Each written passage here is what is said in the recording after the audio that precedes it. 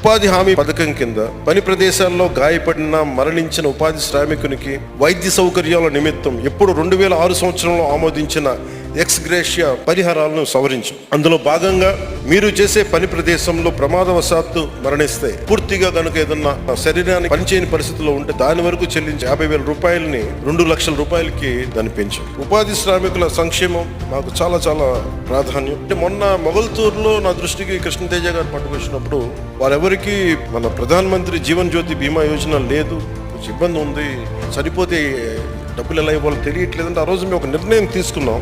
ఒకే ఒక రోజులో 1 కోటి మంది ఉపాధి శ్రామికులకి ప్రధానమంత్రి సురక్ష బీమా యోజన మరియు ప్రధానమంత్రి జీవన్ జ్యోతి బీమా యోజన కింద నమోదు చేసుకున్నట్టు తెలుసుకున్నాం. తద్వారా ఆ కుటుంబానికి 2 లక్షల రూపాయలు భరోసా లభిస్తుంది. ప్రభుత్వం మంచి ప్రభుత్వం ఇది.